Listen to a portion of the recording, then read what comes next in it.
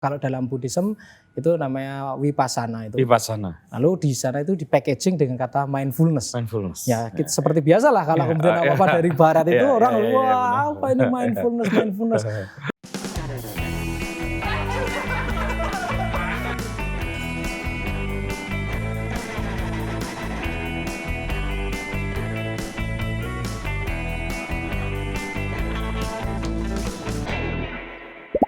Halo teman-teman, ketemu lagi dengan saya Putu TA, Kepala Suku Mojo. Sore hari ini kami berkunjung di salah satu tempat ibadah Wihara Karangjati, salah satu tempat ibadah tertua bagi para pemeluk agama Buddha. Dan di sini saya mau ngobrol bersama Mas Toto Tejamano. Namo Buddhaya. Namo Buddhaya. Maaf, ini bukan berarti mengurangi kekhidmatan. Tapi ya kita sebelumnya sudah ngobrol tadi sedikit ya. Mas, apa itu arti kata Namo Buddhaya yang sering diucapkan di berbagai salam ya? Iya. Para pejabat tuh kan sekarang Assalamualaikum, salam sejahtera, Om Swastiastu, Namo Buddhaya. Salam kebajikan. Salam kebajikan ya. Disebut semua. Itu kalau Namo Buddhaya apa artinya? Kalau sebenarnya Namo Buddhaya itu artinya secara etimologisnya itu terpujilah Sang Buddha. Budaya di situ Sang Buddha. Iya, Buddha itu bukan dari budaya. Buddha, ya? Bukan. Nah, ini kan banyak nggak tahu nih Mas.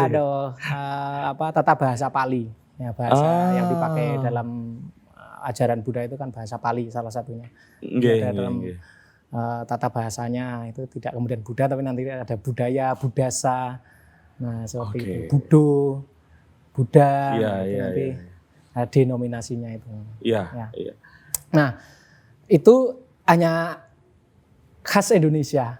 Kalau di Thailand, di Sri Lanka tidak ada nama budaya. Oh ini juga pengetahuan baru itu. Kalau di agama Buddha saling bertemu kalau secara internasional apa ucapannya? Secara internasional ya biasanya kita seperti ini. Ini aja ya. Terus ada yang mengatakan namaste. Namaste ya. Sukihotu, ya Sukihotu itu semacam salam sejahtera begitu. Kalau namaste itu berbahagialah ya. Ya namaste itu ya nama itu terpujilah ya, saling memuji ya. Saling namaste. Menyapa namaste. Makanya simbolnya seperti ini. Teman-teman, Mas Toto ini adalah kepala Wihara Karangjati ya. Istilahnya direktur atau kepala ya? Ketua gitu. Ketua, ya? Pelayan sebenarnya yang lebih tepat tuh. Saya mau mengulik sedikit Anda. Lahir di mana Mas? Saya lahir di Kulon Progo. Kulon Progonya? Asli gunung sana. Kulon Progo mana? Puncak Bukit Menureh. Wah, kami kan habis dari sana juga. Oh ya, saya dari Jatimulyo, dari Gunung Kelir. Iya, Gunung Kelir. Kan kita habis wawancara Mas Keli. Loh itu Kelir. Saudara saya itu. Oh ya? Iya, yang aktivis burung toh. Iya betul. Wah itu keren banget tuh tempatnya Mas. Ya Mas Keli itu kan kalau kita dulu ada acara, bukan dulu tapi biasanya kalau bulan Mei kita ada acara namanya Tribuana Manggala Bakti. Jadi salah satu event untuk Hari Raya Waisak. Nah kita melakukan pengambilan air di Sungai Mudal dekatnya Mas Keli itu. Tahu saya. Nah, di sana kita melakukan pengambilan air sekaligus penanaman pohon dan pelepasan satwa. Ada satwa ikan dan satwa burung. Nah Mas Keli ini yang ahli burung. Jadi kalau kita mau melepaskan burung itu konsultasi sama Mas Keli supaya burung yang kita lepas itu benar cara-caranya tidak terus keliru nanti apa habitatnya yang bisa berkembang apa. Betul karena nggak sembarangan ternyata ilmu perburuan. Kadang-kadang begitu kalau kita di tradisi orang Buddha itu kan ada tradisi melepas burung biasanya namanya fangsen kalau dalam bahasa Chinese itu ya. Itu bentuk cinta kasih. Jadi melepaskan mereka yang dalam penderitaan supaya mereka hidup bebas seperti itu toh. Nah, tapi kalau tidak didasari dengan pengetahuan yang benar, bukannya kita itu menyelamatkan, malah bisa-bisa membunuh kan? Betul. Kalau tidak sesuai dengan habitatnya. Makanya melakukan segala sesuatu itu memang perlu perlu pengetahuan. Ya. Niat baik saja tidak cukup. Tidak cukup. Harus Betul. ada pengetahuan. Nanti misalnya yang dilepas ternyata belinya bagus ya di pasar burung, misalnya lovebird gitu. Ternyata lovebird kan nggak boleh dilepas liarkan. Iya. Gitu. Ya. Oh dari Gunung Klir nggih. Iya, iya. Nah, kemudian kuliah di mana sehingga ada embel-embel maaf SAG dan M.Hum-nya itu? Saya kuliah di Sekolah Tinggi Agama Buddha Shailendra di Semarang, di Kopeng, di atasnya Salatiga. Tahu saya. Ya. Itu saya selesaikan S1-nya di sana. Kemudian setelah itu sempat juga ambil pasca sarjana di Sosiologi UGM, tapi tidak saya selesaikan. Sulit. Dan nggak punya duit. Terus kemudian baru saya lanjutkan di ilmu religi budaya atau sekarang namanya kajian budaya di Sanata Dharma. Sanata Dharma. Ya. Itu ya cocok lah. Masuknya gampang, keluarnya susah. Ya, kalau uangnya nggak begitu uangnya berat begitu susah. Karena dosen-dosennya memang para ilmuwan ya. Sehingga memang harus harus punya kualifikasi. Mas Toto, maaf, kenapa dulu memutuskan untuk sekolah di Kopeng ya? Pas namanya Sekolah Tinggi Agama Buddha Shailendra. Buddha. Iya. Sebenarnya ya itu karena kepepet ekonomi saja. Kalau di sekolah Buddha kan murah ya, ada yang mendonaturi menjadi yang membiayai kasih beasiswa biar bisa sekolah melanjutkan kuliah setelah SMA. Nah, itu kan ya saya kurang miskin Mas. Jadi enggak punya cukup uang untuk bisa kuliah di Gajah Mada, di UNY, di mana yang biayanya bisa mahal. Tapi ya waktu itu ya saya memang bertekad harus sekolah dimanapun. Iya. Nah, kemudian saya ya klik aja, kemudian niat untuk sekolah di Sekolah Tinggi Agama Buddha waktu itu. Ya memang ya latar belakang dari keluarga saya, terutama bapak saya itu memang aktivis umat Buddha ya di Kulon Progo. Terus sebelum beliau meninggal itu ya menitipkan pesan pada saudaranya itu untuk saya itu ya banyak belajar tentang Buddha dan akhirnya ya kalau kita mengatakan ya punya karma yang cukup sampai kemudian di Sekolah Tinggi Agama Buddha. Oke. Mas, apakah Sekolah Tinggi Agama Buddha itu untuk di jenjang selanjutnya sebetulnya menjadi seorang bante atau seorang manajemen tidak sih. Rumah ibadah saja? Kalau yang dulu yang banyak dibuka itu jurusannya baru soal jurusan keguruan, ya guru pendidikan agama Buddha. Nah, jadi karena untuk mengajar SMP. Ya, karena gitu penggagasnya kan dulu berpikir gimana ini pendidikan agama Buddha di Indonesia ini kan hidup segar mati tak mau ya untuk anak-anak yang tidak ada yang ngajar lah, apa kesusahan cari guru agama Buddha. Nah, maka kemudian dibuat Sekolah Tinggi Agama Buddha yang rata-rata jurusannya dulu masih pendidikan agama Buddha atau keguruan agama Buddha. Ya. Tapi sekarang sudah banyak berkembang ya, ada jurusan komunikasi, ada jurusan pariwisata, ada jurusan pengobatan ya. Sehingga kalau dulu saya ya masuk kuliahnya di jurusan keguruan agama Buddha. Nah, ceritanya kemudian Anda ditugasi untuk menjadi pimpinan pengelolaan atau manajemen dari Wihara Karangjati ini gimana, Mas? Dulu ya itu setelah saya dari Kopeng, dari kuliah di Shailendra, lalu saya kan ambil kuliah di Jogja ini di sosiologi yang tidak selesai itu. Ya. Nah, ya saya sudah tahu wihara ini sejak tahun 95 ya, masih waktu saya masih kecil itu, walaupun saya tinggalnya di desa sana, saya pernah sini. Anda 95 masih kecil ya? Iya. Saya 95 masuk Jogja sudah mau gitu kuliah. Jadi saya kira-kira tahu lah apa usia Anda gitu. Iya. Nah, kemudian jodoh karma lagi. Kemudian tahun 2009 itu saya masuk sini, kemudian ikut ya bantu-bantu wihara ini, kemudian jadi pengurus. Ya, kemudian tahun 2017 saya terpilih sebagai ketua di Wihara Karangjati ini yang harus melanjutkan perjuangan dari Romo Upasaka Pandita Shailendra Among Prajarto. Beliau founder dari wihara Karangjati ini. Teman-teman, Wihara Karangjati ini wihara yang tertua di Jogja, kalau nggak salah 1958 ya. 1958 ada di Jalan Monumen Jogja Kembali, tapi masuknya mesti agak hati-hati karena saya yang bahkan pernah ngekos agak dekat dari sini tuh, dulu saya sering makan di Soto Kudus depan gitu Mas. ya.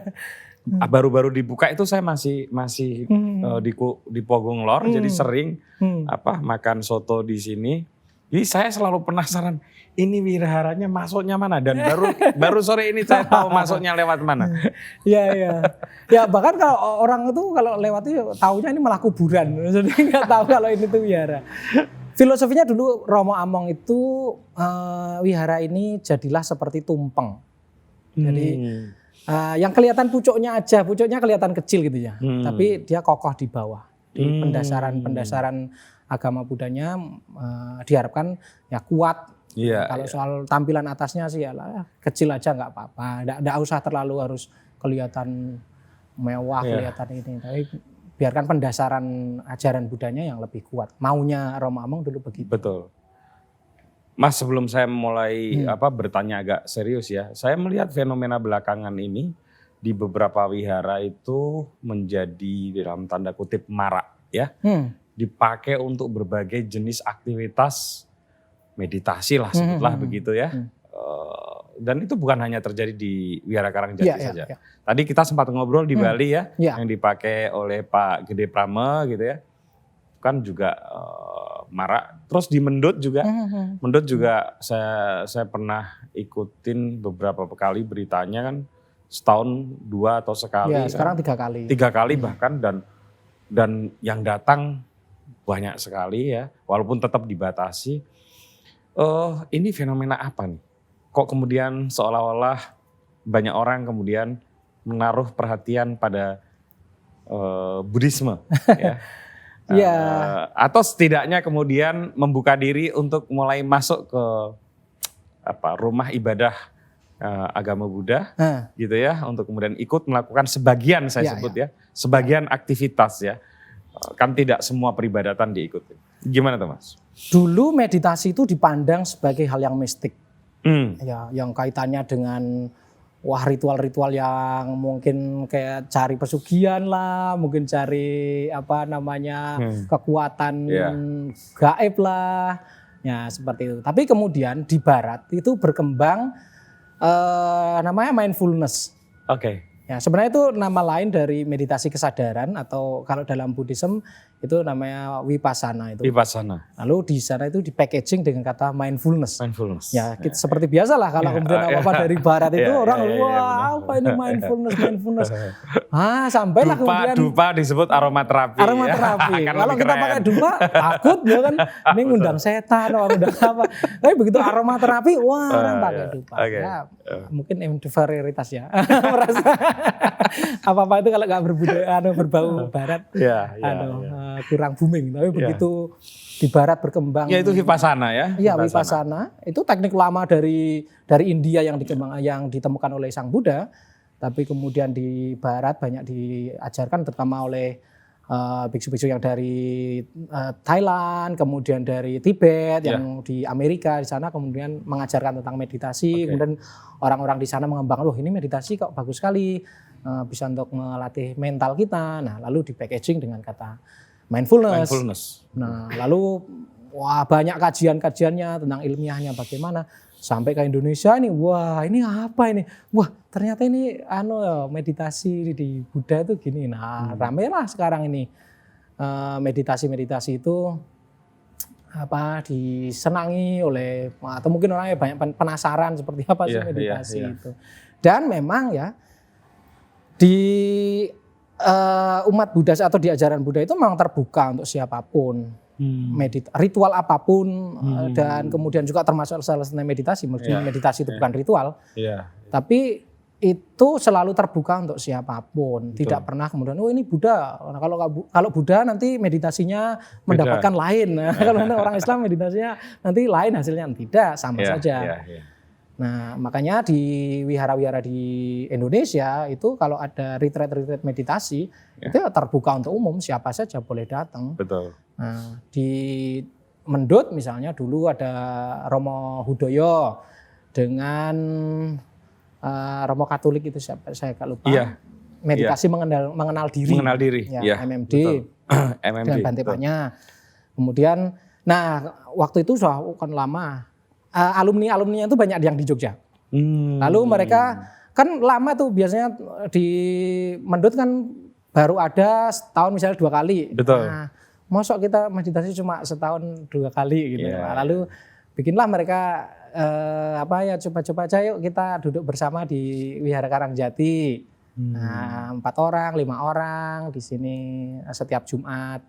Nah, kemudian lama-lama berkembang. Ya sebenarnya dulu semangatnya hanya mewadahi itu aja, biar orang nggak melupakan teknik yang diajarkan oleh Romo Udoyo, oleh Bhante Panya, oleh itu ya seperti Tapi itu. apa itu sebetulnya meditasi? Apakah itu bagian dari ritual agama Buddha semata atau ada sisi lain dari meditasi? Meditasi itu adalah bagian dari metode yang diajarkan oleh Sang Buddha untuk melenyapkan penderitaan. Tujuannya ajaran Buddha itu kan sebenarnya untuk free from suffering. Ya, bebas dari penderitaan. Bebas dari penderitaan. Ya. Nah, jadi bebas dari penderitaan itu salah satu caranya itu adalah dengan meditasi. Ada 3 sebenarnya. Yang pertama itu moral, akhlak. Sila kita menyebutnya. Sila. Ya. Jadi kalau orang itu banyak melakukan perbuatan yang melanggar sila, melanggar aturan, melanggar moral, itu pasti hidupnya banyak masalah kok. Menderita. Dan menanam karma buruk menanam karma buruk kan. Jadi hidupnya nggak tenang mesti. Nah, maka itu kemudian harus gimana caranya supaya hidup itu bisa punya perilaku yang baik. Nah, itu namanya sila. Tapi perilaku yang baik itu juga belum menghentikan sepenuhnya dari penderitaan. Karena ada loh orang baik itu yang kemudian kalau diputus pacarnya, ya tetap nangis. Kalau dia ketemu misalnya ada keluarganya yang meninggal, baru putus. Orang baik tuh Hamam tuh. Iya, kadang-kadang orang baik malah dimanfaatkan. Ya kan? Itu dia. Aduh. Nah itu juga kemudian aduh saya sudah baik tapi kok tetap saya itu dilukai hatinya, dibuat patah hati. Nah, itu menderita. Makanya jadi sila saja tidak cukup. Sila saja tidak cukup, baik saja tidak cukup. Lalu dia harus latihan mental. Ya, latihan mental ini namanya meditasi itu atau bawana kalau kita nyebutnya orang Buddha itu bawana itu samadhi. Semedi. Dalam bahasa Jawanya itu semedi. Ya, pengembangan batin, latihan mental. Ya. Lalu juga ini juga nggak cukup, perlu ditambah namanya panya, prajna, wisdom. Pengetahuan yang olah pikir. Olah rasa, olah pikir, olahraga. Nah 3 ini harus benar-benar komplit. Jadi pengetahuan tentang tubuh, pengetahuan tentang perasaan, pengetahuan tentang logika, apapun itu. Jadi pengetahuan itu membebaskan. Nah, sehingga 3 ini ya sila, moralitas, meditasi, kemudian pengetahuan atau panya, prajna, wisdom itu membuat kita menjadi bebas dari penderitaan. Ya. Makanya meditasi itu hanya sebagian dari metode Sang Buddha untuk membawa kita pada kebebasan dari penderitaan. Iya. Kalau kemudian semakin kesini banyak orang tertarik dengan meditasi, apakah menurut Anda memang meditasi itu bisa menjadi sarana stress release yang paling baik salah satunya?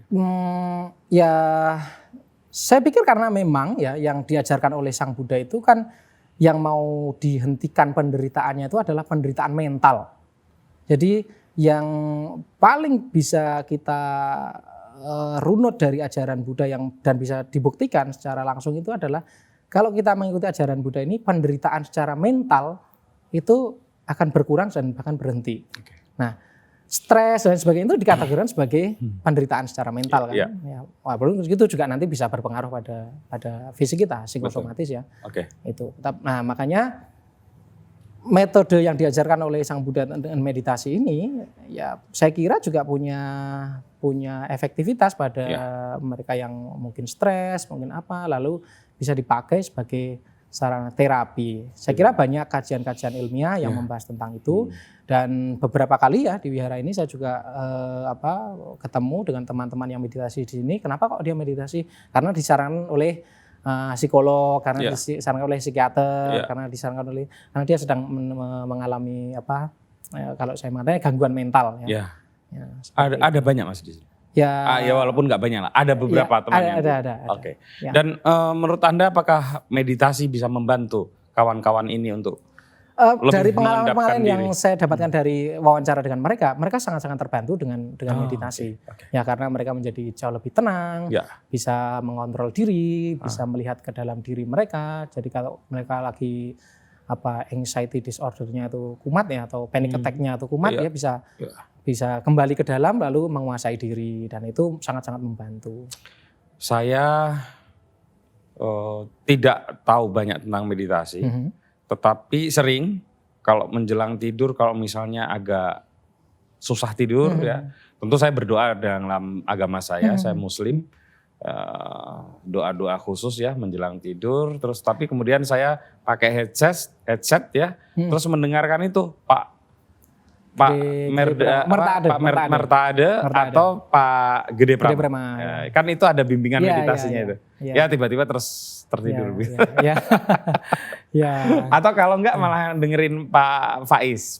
Iya, Pak Farudin Faiz ya. Pak Farudin Faiz itu kan suaranya tenang. Kadang-kadang di beberapa YouTube itu dikasih back song yang enak gitu, jadi membuat kita tenang ya. Ada yang satu lagi dari Pak Adi Gunawan, itu juga sangat membantu. Saya tidak tahu. Oke, nanti itu nanti bisa dengar.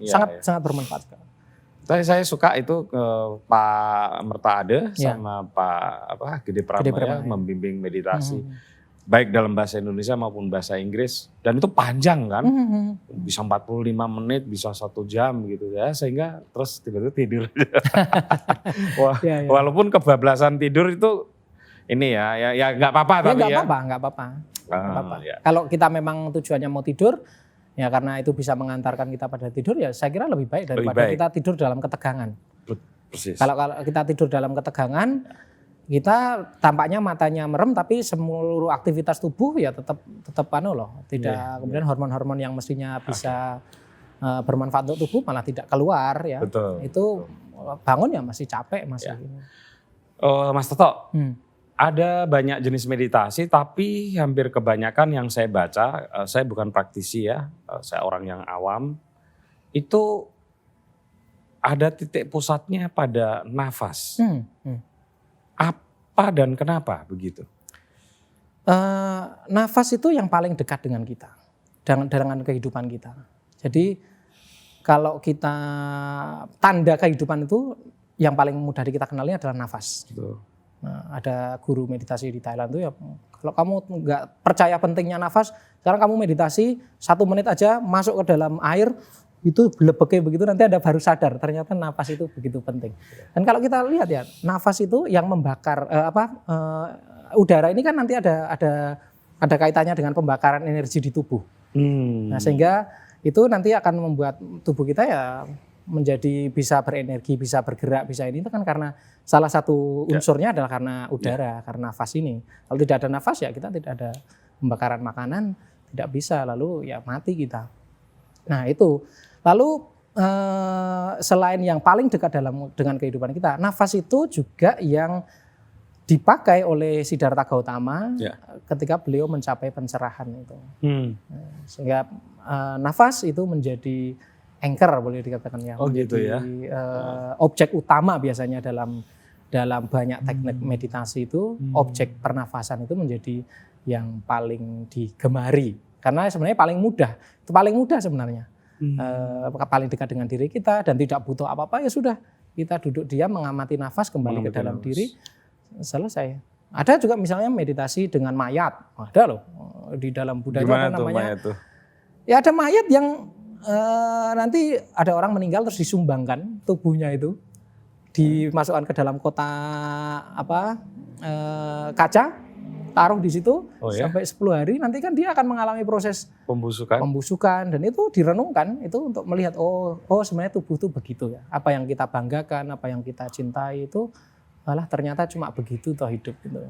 Tubuh itu seperti itu. Untuk membantu kita mengingat secara lebih pasti ya, bahwa kalau kita nanti itu biasanya untuk mengurangi nafsu ragawi. Ya. Mungkin di beberapa suluk juga di Islam itu ada yang dimasukkan kayak seperti kuburan gitu ya. Ya, supaya perenungan kematian itu penting kok. Di semua tradisi agama saya kira perenungan terhadap kematian itu mendekatkan kita pada hal-hal yang baik. Iya. Ya kan? Betul. Saya kira banyak di agama-agama maupun kepercayaan itu. Iya. Bahwa mengingat kematian, melihat kematian itu membuat kita menjadi wah, iya umurku nggak lama lagi ya, sehingga saya harus ngapain. Nah, ini. Dan kata kalau nggak salah Sayyidina Ali ya di Islam itu cukuplah kematian yang menjadi penasihat. Betul itu ya. Di Buddha ada namanya Marana Nusati. Marana itu mati. Nusati itu perenungan terhadap kematian. Atau Asubha tadi perenungan terhadap tubuh. Olah tubuh itu cuma begitu. Ada banyak, ada 40 objek meditasi yang kalau yang umum dikenal di Buddha ini. Ada api misalnya, api, melihat api, terus gitu. Ada air, ada tanah, ada warna, ada sinar. Nah, tapi itu kan repot kadang-kadang. Nggih. Tapi itu salah satu ritual saja di dalam ini ya, di dalam agama Buddha. Nah, yang mau saya tanya ini, Mas Toto, sejak kecil ini banyak orang Indonesia belajar tentang agama-agama di Indonesia. Kita kalau belajar agama itu kan lebih ke historis saja. Sang Buddha 6 abad sebelum Masehi, begitu kan? Karena merasakan penasaran, kok semua orang bahagia di istana, beliau lalu keluar dan melihat ada kematian, ada apa, lalu kemudian melakukan permenungan dan diakhiri dengan tadi itu bersemedi di bawah pohon bodhi gitu ya. Lalu kalau di Indonesia kira-kira masuk abad ke-5, abad ke-6 Masehi dengan kerajaan Sriwijaya dan seterusnya nanti ke Jawa Tengah, Borobudur ya dan seterusnya. Oke. Tapi tidak dimengerti apa sih sebetulnya ajaran atau prinsip-prinsip ajaran Buddha itu. Ya hanya historical aja. Iya, historical betul. Iya. Kalau boleh tahu ya Anda berbagi apa sebetulnya ajaran-ajaran pokok di dalam agama Buddha? Yang perlu kita pahami itu adalah sebenarnya tujuannya apa, caranya bagaimana. Kalau bagi saya ya memahami ajaran Buddha itu, ini sebenarnya tujuannya apa, caranya mencapai tujuan itu seperti apa. Nah, Sang Buddha juga begitu kok. Beliau mengajarkan itu untuk apa? Untuk mengakhiri dari penderitaan. Kenapa kok menderita? Kemudian caranya bagaimana supaya kita bisa lepas dari penderitaan itu. Jadi karena yang jadi pokok persoalan di dunia ini apa sih? Penderitaan. Entah itu lapar, entah itu penindasan, entah itu ketakutan, rasa sedih, kekhawatiran. Ya itu yang disebut sebagai duka dalam ajaran Buddha itu ya. Kalau kita mengerti ajaran Buddha atau belajar sedikit ajaran Buddha kan dulu ada belajar 4 kebenaran mulia atau 4 kebenaran mulia itu duka, sebab duka, lenyapnya duka dan cara melenyapkan duka. Penderitaan, sumber dari penderitaan, lenyapnya penderitaan dan bagaimana caranya bebas dari penderitaan itu. Nah, penderitaan ini muncul dalam pandangan ajaran Buddha atau Sang Buddha ini adalah karena kita itu mempunyai namanya kekotoran batin, mental defilement. 3, benci, serakah, ego. Benci, serakah, ego. Membuat kita itu hidup nggak bahagia. Kalau hari ini kita ngobrol seperti ini, dan lalu muncul, aku nggak senang dengan tempat ini, aku nggak senang dengan narasumbernya, aku nggak senang dengan hostnya, aku nggak senang. Itu penderitaan. Itu nggak senang itu adalah kebencian. Iya. Tidak harus saya bahkan terhadap saya nggak suka ini pakaian saya, saya nggak suka makanan ini, saya nggak suka suasana kerja ini. Itu kan yang menyiksa diri kita kan. Itu salah satu sebab dari penderitaan. Ya. Yang kedua serakah, nggak ada rasa syukur, pengen terus tanpa kendali. Ya. Itu menyebabkan kita menderita. Ya. Kemudian yang ketiga ego, ya, merasa paling hebat sendiri, paling bagus sendiri, paling ini. Itu membuat kita tersiksa loh. Saya harus tampil seperti ini karena saya ini wah kita itu malah jadi tersiksa sendiri.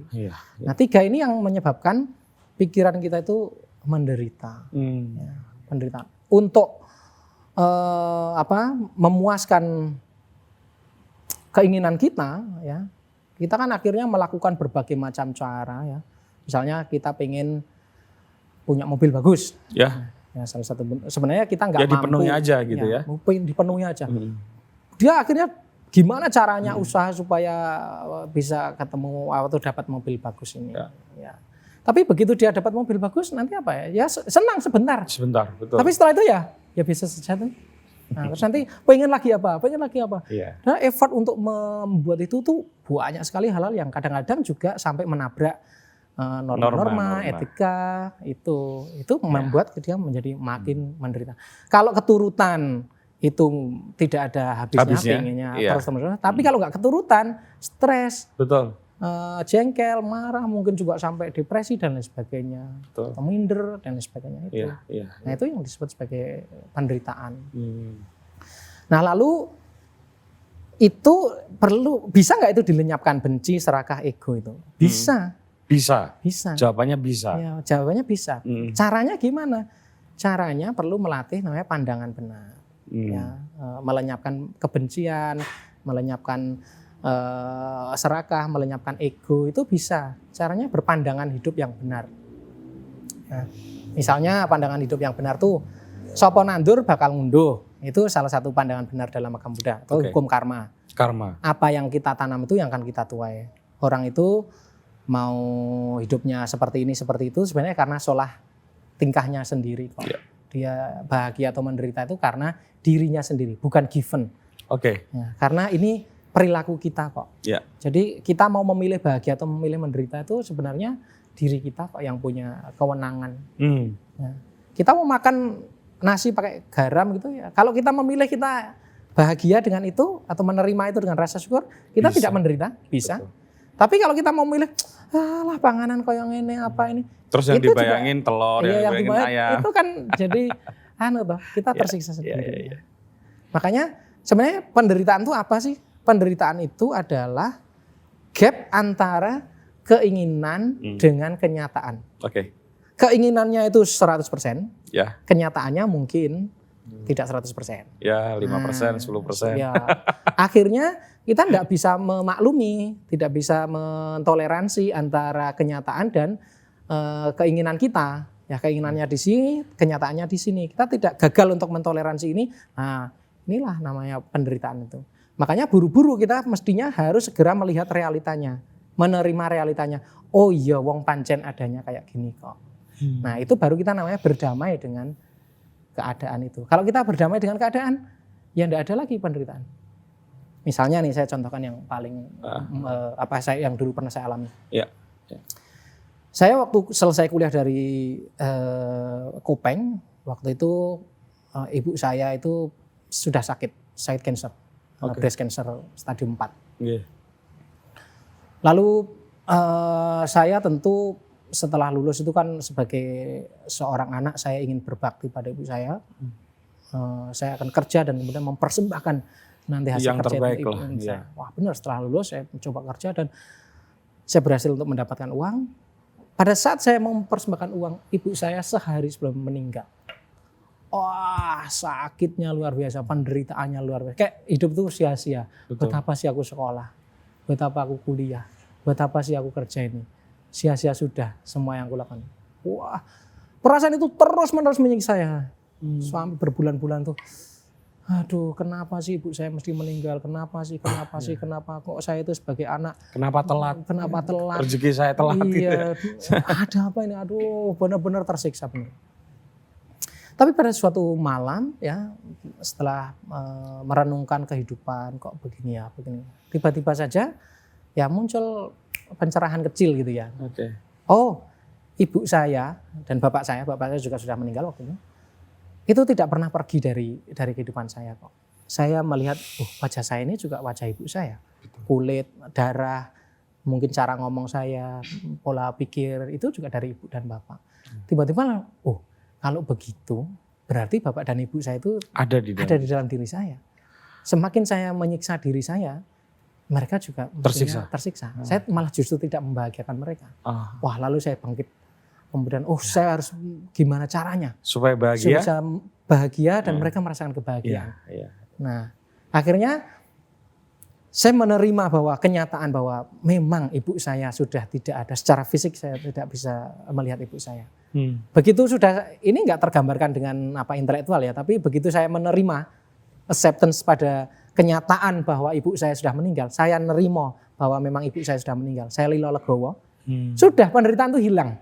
Tiba-tiba ya sudah, saya tidak lagi tersiksa oleh ibu saya harus hidup, ibu saya harus di sini, ibu saya begitu. Ya, oke. Nah itu tadi ada 4 tadi Mas ya. Penderitaan, mengenali sumber atau sumber penderitaan, lalu melenyapkan penderitaan. Optimisme ya. Jadi melihat ini pasti bisa dilenyapkan, harus gimana caranya? Nah, ini kita tiba di gimana caranya. Itu gimana? Pertama tadi pandangan benar, harus mempunyai pandangan hidup yang benar. Nah, pandangan hidup yang benar salah satunya adalah melihat bahwa apa yang kita tanam itu yang akan kita tuai. Nah, itu salah satunya. Kemudian yang kedua, hidup itu nggak ada yang kekal. Nggak ada di dunia ini yang kekal abadi. Ada saatnya terbit, ada saatnya terbenam. Ini gitu. Memang secara intelektual mudah kita terima. Ya, segala sesuatu itu nggak ada yang kekal itu gampang secara intelektual. Tapi secara pengalaman batinnya itu belum tentu kita. Iya kan? Saat sedih ya. Saat sedih ya benar-benar. Seakan-akan dunia ini memang udah selesai. Udah selesai. Tapi ini benar-benar pengalaman. Kemudian bahwa segala sesuatu itu tidak ada yang memuaskan di dunia ini. Mau kita capai apapun, itu akan selalu menarik kita itu terus mengadu-adu kita. Itu yang disebut sebagai duka itu. Tidak ada yang memuaskan. Semuanya itu serba tidak pernah memuaskan kita. Seperti jumlah uang kan, nggak ada serinya. Nggak ada serinya. Kalau udah 1 miliar ya ada 1 miliar, 1 juta, ya kan. 1 triliun ada 1 triliun 1 juta. Berapa sih orang kaya itu uangnya? 2 triliun. Masih kalah dengan 3 triliun.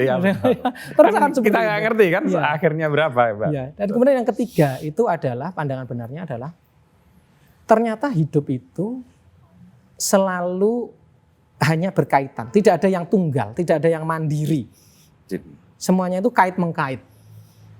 Tubuh kita itu ternyata butuh udara, ya butuh air, ya butuh panas matahari, ya butuh semuanya itu kita. Baju yang kita pakai ini ternyata ya bukan hanya penjahit, ternyata di sana juga ada petani kapas, ada buruh ada semuanya itu berproses menjadi satu kesatuan. Nah itu pandangan benarnya. Kemudian yang kedua setelah menjadi punya pandangan benar ada namanya pikiran benar. Pikirannya diarahkan ke hal yang baik. Ya. Pikiran kita diarahkan ke hal yang baik. Artinya ada kesadaran untuk mengarahkan supaya tidak didominasi oleh yang tidak baik. Betul. Karena kalau kita punya niat jahat, niat jahat, saya pengen mencuri ini, saya pengen melukai dia, saya benci dengan dia. Nah itu membuat kita menjadi menderita. Jadi ada kesadaran untuk memfokuskan sebagian besar pikiran kita kepada hal-hal yang baik. Iya. Diarahkan kita pikirannya, dilatih. Dilatih berarti. Nah setelah mempunyai 2 ini, pikiran benar dan pandangan benar, nanti akan berpengaruh pada ucapan benar. Karena pikirannya itu sudah punya alert ya, punya kewaspadaan. Hati-hati loh. Lalu dalam ucapan sebisa-bisa kalau kita berucap ya jangan sampai menyakiti lah.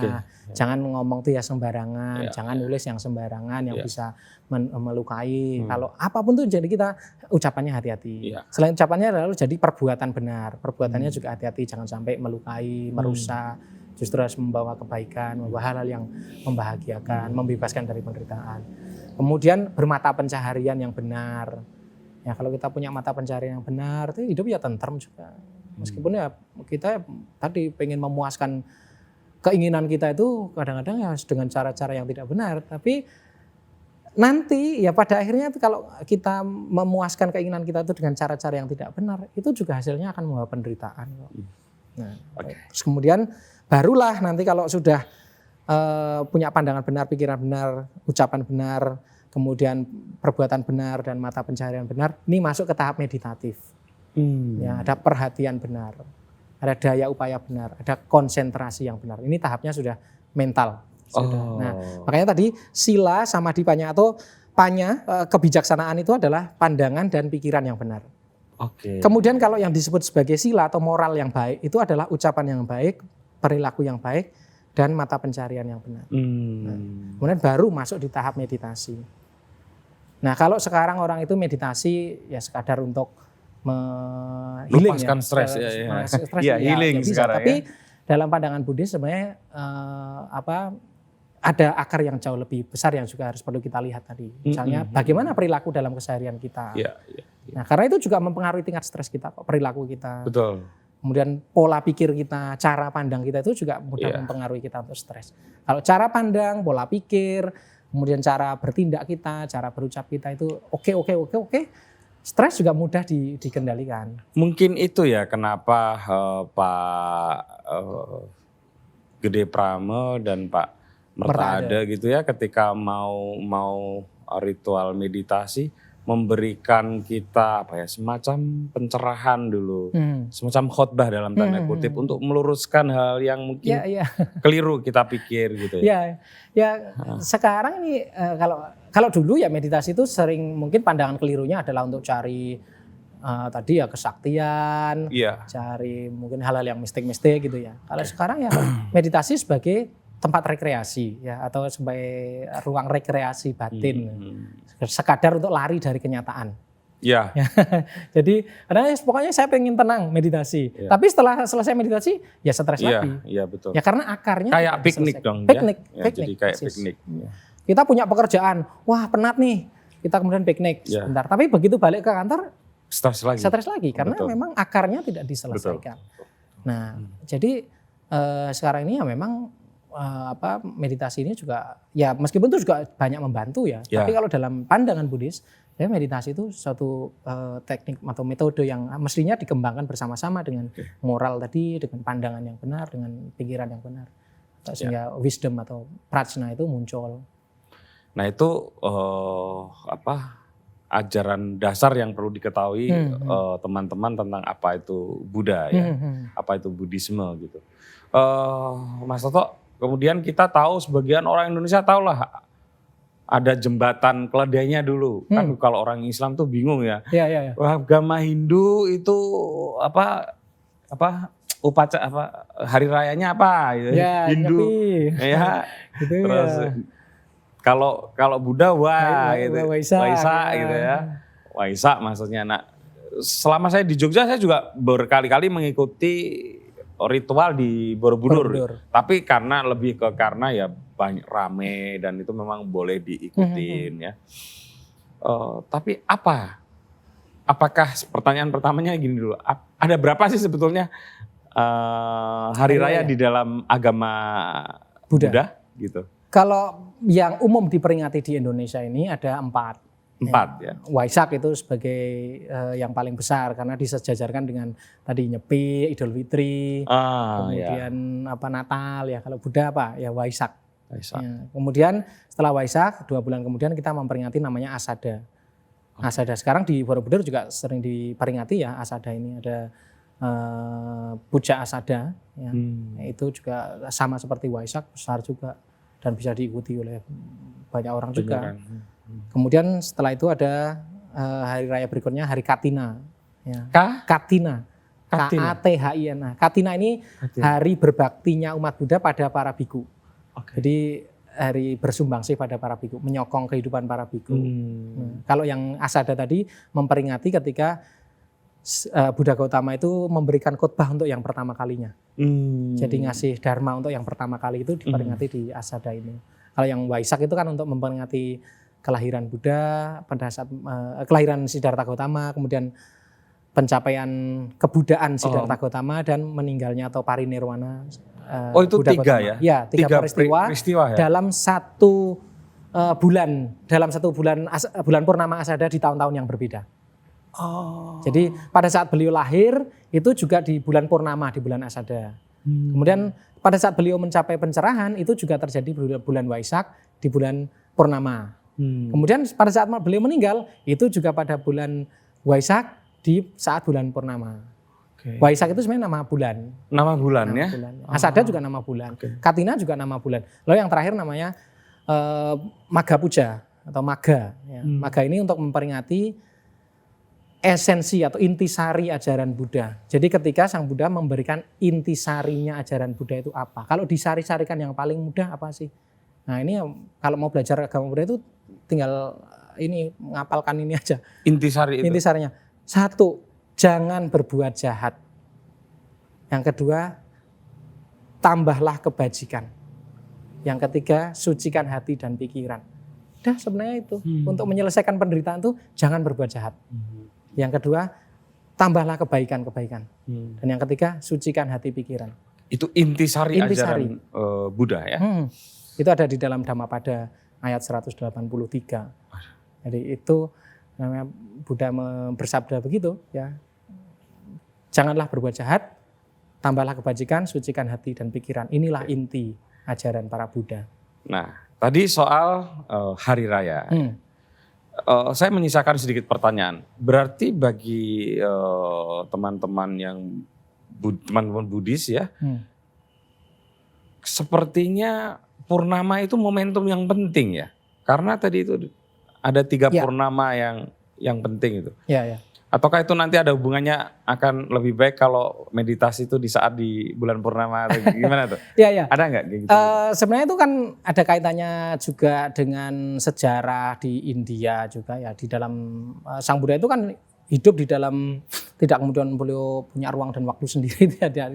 Beliau masuk dalam konteks budaya India yang besar. Betul. Di sana juga bulan purnama itu menjadi sesuatu yang istimewa. Ya. Sebenarnya kalau kita lihat ya karena zaman dulu mungkin ya tidak, lampu-lampu itu kan tidak terlalu besar ya, tidak ada seperti sekarang. Nah kalau bulan purnama itu kan bisa menerangi, malam-malam bisa dapat terang bagus, itu waktunya bagus untuk berkumpul. Nah secara mungkin ya begitu ya. Mungkin, tapi juga energinya juga beda ya. Ya karena kita memfokuskan jadinya energinya. Sebenarnya kapanpun sih baik. Cuma kan di bulan purnama itu lalu orang menganggap bahwa itu spesial. Begitu kita menganggap spesial ya itu menjadi spesial beneran untuk kita. Karena apa yang kita pikirkan itu yang sebenarnya terjadi dalam kehidupan kita kan. Iya. Nah maka di bulan-bulan purnama memang ajaran atau hari raya agama Buddha itu selalu terjadi pada hari purnama. Iya. Ya baik Asada, Katina, Magha Puja, Waisak itu selalu pada bulan purnama. Maka hari ini juga bulan purnama. Ini ya, saat ini. Ya, hari ini saya puasa. Wah, karena terberkati. Tapi kalau puasa saya minum. Kalau kami itu puasa ada namanya boleh minum. Atasila, minum. Atasila. Ata itu 8, sila itu aturan. Ada 8 aturan. Boleh dibagi. 1, tidak membunuh, tidak menyakiti makhluk lain. 2, tidak mencuri, mengambil barang yang tidak diberikan. 3, tidak melakukan hubungan seksual. Jadi meskipun saya punya istri, tapi hari ini saya tidak boleh melakukan hubungan suami istri. Kemudian yang keempat, tidak boleh berbicara tidak benar, bohong, kata-kata kasar, fitnah. Kemudian ngomong yang tidak bermanfaat. Tidak bermanfaat. Kemudian yang kelima, tidak mabuk-mabukan, mengkonsumsi hal-hal yang menyebabkan ketagihan. Yang keenam, makan setelah tengah hari, tidak makan setelah tengah hari. Jadi setelah jam 12 saya tidak makan. Tidak makan besar ya. Tidak makan besar. Dan apapun makanan yang padat itu tidak. Kalau mau minum boleh. Minum teh boleh, minum kopi boleh, tapi susu tidak boleh. Minum susu tidak boleh. Ya, kita punya minum air putih atau teh atau apa. Tapi yang seperti ini, yang ritual seperti ini saya pernah dengar dari Bante siapa ya? Saya pernah nonton di YouTube. Itu untuk aliran tertentu itu kesehariannya begitu. Iya. Setelah kalau biku, tengah hari nggak boleh. Kalau itu memang aturan para biku memang begitu. Oh, Anda bukan biku. Iya, kalau saya kan bukan biku. Jadi itu hanya dilakukan pada hari-hari tertentu. Kalau para biku sepanjang beliau menjadi biku ya terus puasanya terus menerus. Makanya kalau kami dengan biku itu ya hormat karena secara pelatihan mental spiritualnya beliau sepanjang hari.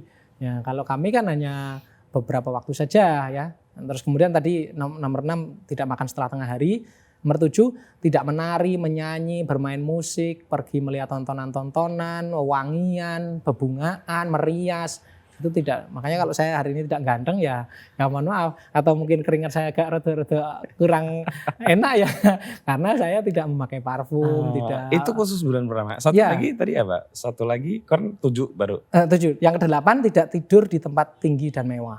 Jadi tidurnya ya berusaha untuk di tempat yang sederhana. Ya. Itu untuk nanti malam atau tadi malam?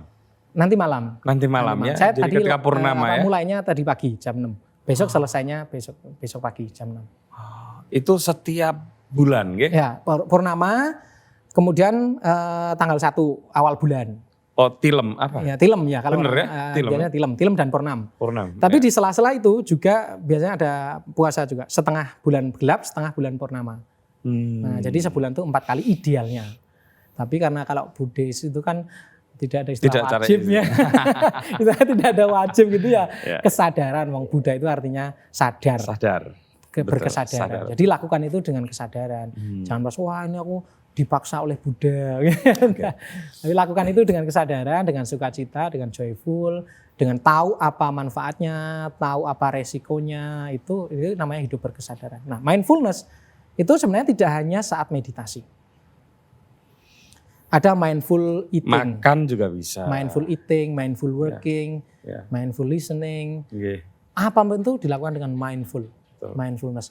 Nah, kalau kita bisa all di sepanjang waktu gitu kita mindful, itu mencapai kebuddhaan. Buddha itu mindful yang totally.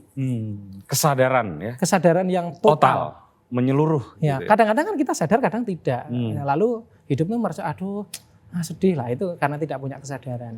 Tapi kalau punya kesadaran yang utuh, yang benar-benar kokoh dan tidak tergoyahkan, ya tidak ada lagi penderitaan. Makanya Buddha itu ya bebas dari penderitaan karena beliau mempunyai kesadaran yang utuh sepenuhnya. Nah, kita dilatih dengan meditasi, dengan sila, perilaku tadi, kemudian dengan pengetahuan, dengan apapun itu untuk selalu mindful.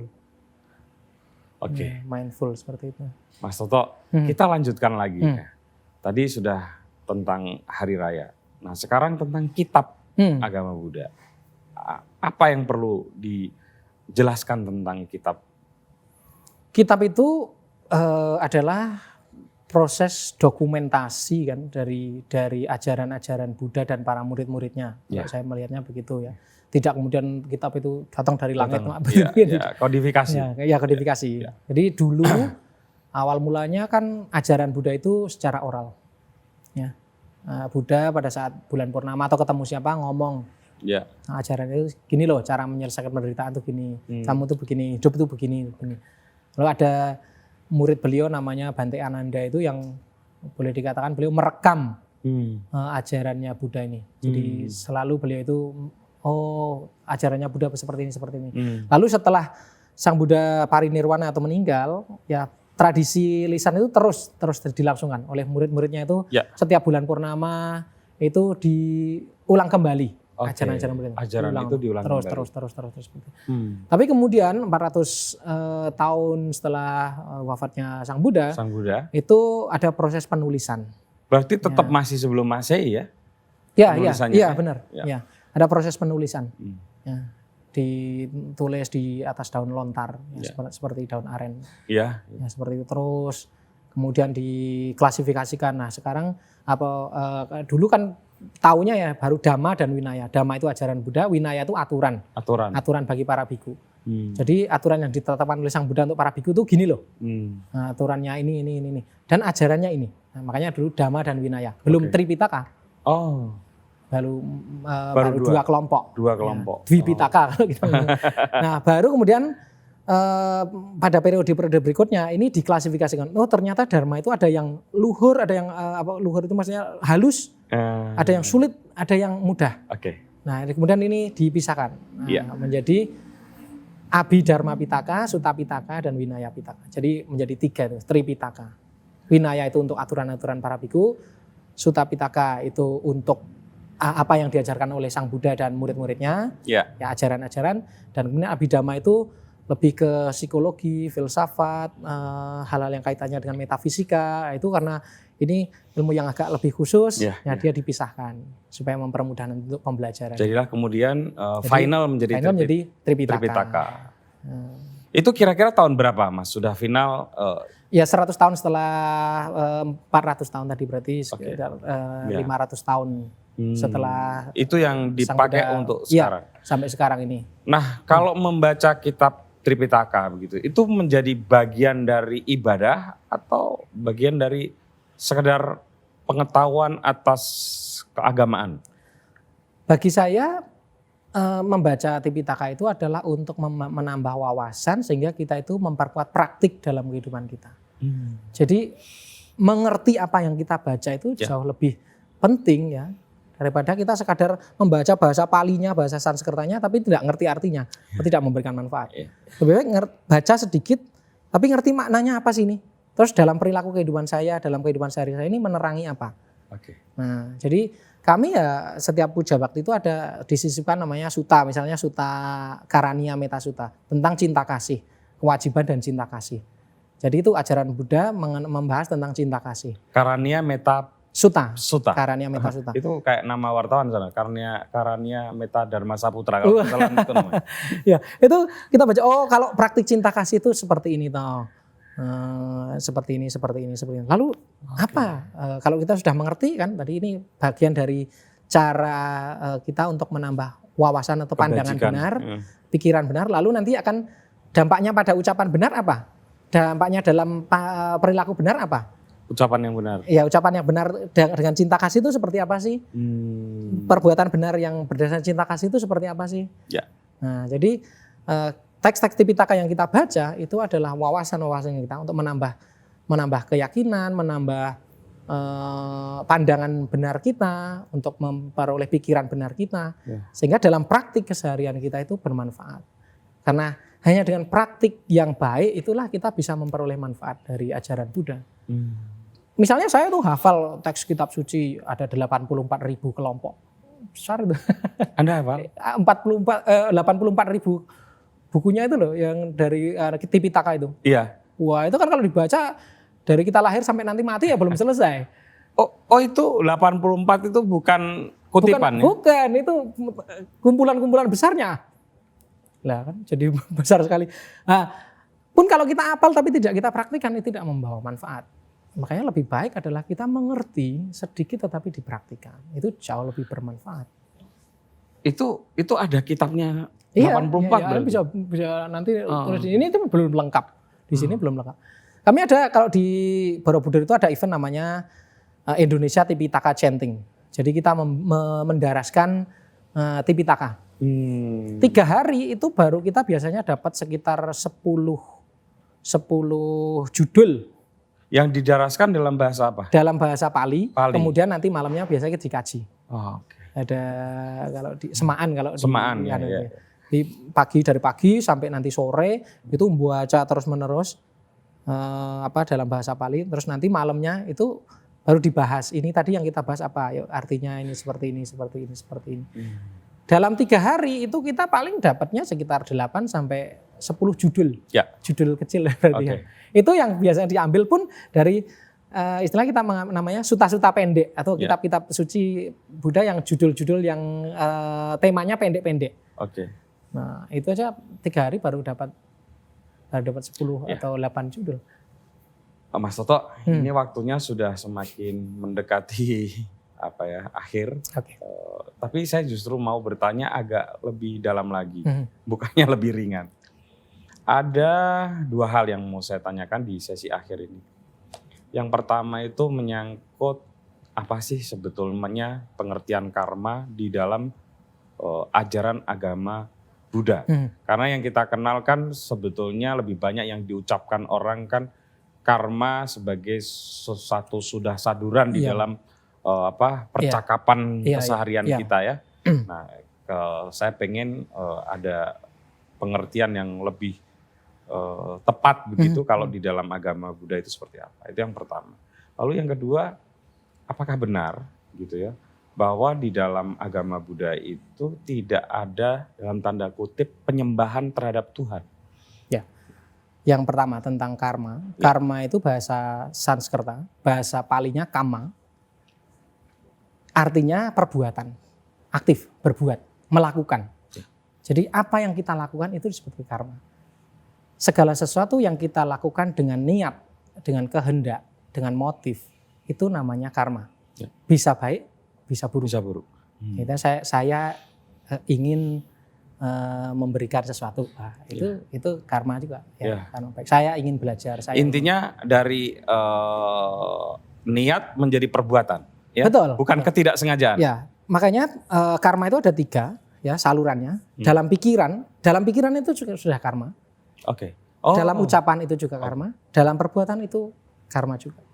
Jadi kalau kita hanya mikir, saya mencuri, saya mau mencuri, itu pun sudah karma di dalam pikiran. Ya, karma buruk. Ya. Itu namanya perbuatan buruk. Tapi saya ingin menolong dia, meskipun belum terucap atau belum kita lakukan, dalam pikiran sudah ada itu juga karma baik. Nanti akan semua yang kita tanam, ya tanam itu berarti kita lakukan, Betul. akan menumbuhkan akibat. Yeah. Ya, akibatnya itu adalah namanya karma pala, Karma pala. buah perbuatan. Jadi apa yang kita lakukan itu akan berakibat. Yeah. Nah, makanya kalau di Borobudur di lantai dasar, ya itu yang harus kita pelajari adalah tentang ngunduh wanging pakarti, karma wibangga. Jadi Karma wibangga. para leluhur-leluhur kita itu sudah cukup memahami ajaran Buddha, sangat-sangat leluhur sekali. Kalau mau mencapai kesempurnaan di stupa yang paling atasnya, perilaku itu adalah yang paling utama. Kamu belajar dulu tentang perilaku yang baik itu seperti apa. Sebab perilakumu itu selalu ada hasilnya loh. Entah baik entah buruk. Kan kamu nggak mau menderita toh. Kalau nggak mau menderita ya jangan lakukan yang buruk-buruk. Okay. Nah, makanya itu di landasan dasar. Nah, lalu nanti naik sampai kemudian di stupa yang paling atas. Dan ada proses pembakaran karma nggak? Atau pelunasan karma? Atau apa supaya... Pelunasan itu begini, misalnya saya pernah berbuat tidak baik sama Mas Putut. Saya pernah bohongi Mas Putut. Yeah. Itu saya menanam karma buruk sama Mas Putut. Okay. Hasilnya pun nanti akan saya petik juga. Yeah. Lalu saya menyesal, aduh saya itu sebenarnya menyesal ya pernah membohongi Mas Putut. Yeah. Saya ingin menghapus karma itu. Menghapus tidak bisa. Wong perbuatannya sudah terjadi. Tapi akibatnya itu bisa kita reduksi sedikit-sedikit. Saya datang ke Mas Putut, saya minta maaf, saya berbaik-baik sama Mas Putut. Kemudian saya selalu berbuat baik sama Mas Putut lah. Mas Putut tidak akan mendendam sama saya. Lama-lama dendamnya itu sudah tidak lagi ini. Lalu secara penderitaan dalam batin saya sudah berkurang jauh. Iya, iya. Soal akibatnya apa? Kalau saya terima misalnya, oh dulu karena saya membohongi Mas Putut, maka sekarang saya dibohongi. Iya. Tapi saya menerima itu dengan kesadaran. Karena saya tahu, karena itu adalah tanaman itu juga saya. bagian dari melunasi karma ya? Iya, kita kan jadi tidak menderita kan. Okay. Tapi kalau tidak ada kesadaran itu lalu, wah kok saya ini dibohongi, kok saya ini. Dia lupa bahwa dulu kamu juga pernah menanam kok. Betul. Nah seperti itu makanya itu. Ada sering mengibaratkan begini, kalau kita punya satu gelas air putih lalu dimasukkan garam, ya, itu nanti rasanya kan asin banget. Betul. Lalu bagaimana supaya asinnya itu hilang? Tuambai air sebanyak-banyaknya, sampai 1 ember. Nanti rasanya itu menjadi kembali seperti semula. Tidak ada garamnya kan? Tapi sebenarnya garamnya itu hilang nggak? Masih ada, walaupun makin sedikit. Rasanya aja, tapi garamnya enggak. Garamnya tetap itu. Okay. Jadi perbuatan itu sudah tidak bisa kita hapus, tapi efeknya bisa kita reduksi dalam kehidupan. Itu caranya. Itu ya tentang karma. Makanya kita berbuat baik, berbuat buruk itu ya karma. Melakukan karma baik, karma buruk. Karma tidak harus yang mengerikan ya, kecelakaan, ditipu. Kita memperoleh kesempatan untuk kuliah, wah itu karma baik. Kemudian kita misalnya ban gembos ditolong orang itu buah karma baik. Ya. Kalau kita nolong orang itu namanya kita berbuat baik, karma baik. Tapi kalau kita ditolong orang itu kita menerima buah karma baik. Betul. Jadi ada karma dan buah karma. Ya. Nah, seperti itu. Kemudian yang kedua tentang tidak ada penyembahan. Ketuhanan dalam agama Buddha itu non personifikasi. Non personifikasi. Oke. Kalau ada penyembahan kita membayangkan Tuhan itu ada sosok. Ada sosok yang disembah-sembah. Nanti kalau tidak disembah dia marah, dia cemburu, dia apa? Di dalam Buddhism ketuhanan itu didefinisikan tidak dilahirkan, tidak menjelma, ya, tidak diciptakan dan mutlak. Mutlak itu berarti sudah tan keno kino yo ngopo. Di luar pemikiran kita. Di luar yang bisa kita bayangkan ya. Sehingga kalau kita menyembah itu kita akan membayangkan justru kan. Membayangkan Tuhan itu seperti mungkin gede, jenggotan apa itu. Nah, dalam Buddhism Tuhan itu nanti kamu capai. Ya, kamu akan mengerti begitu kamu mencapai pencerahan itu the ultimate reality itu kamu akan tahu. Kalau dijelaskan dengan begini nanti malah pikirannya apa sih kuwi? Malah kita keliru. Makanya penyembahan terhadap Tuhan itu tidak dalam bentuk ritual, tapi begitu kita melakukan ajaran-ajaran Buddha dengan baik, sebenarnya kita sedang menyembah Tuhan. Kalau saya memaknainya seperti itu. Ya, kemudian begitu kita mencapai kesempurnaan, disitulah kita memahami ketuhanan yang sesungguhnya. Mengerti Tuhan yang sesungguhnya. Kalau sekarang ini baru tahap yakin, saya yakin ada Tuhan. Kalau saya tidak tahu tentang Tuhan. Saya hanya yakin ada Tuhan. Iya. Karena kita belum mengerti, iya. Kalau bagi karena saya belum mengerti Tuhan yang sesungguhnya itu seperti apa. Oke. Tuhan yang kita diskusikan itu adalah Tuhan persepsi kita. Menurut pemikiran kita. Sehingga kadang-kadang orang berdebat soal Tuhan yang mana yang paling benar. Tapi sebenarnya belum pernah ketemu Tuhan. Toh kalau disuruh ketemu Tuhan duluan yo nggak mau. Soalnya mati duluan. Oke. Gitu. Makanya tidak ada penyembahan terhadap sosok karena pemahamannya adalah ketuhanan dalam Buddhisme itu non personifikasi. Tan keno kinoyong. Iya, sebetulnya saya mau nambah 2 pertanyaan lagi. Tapi ini masih bisa nggak?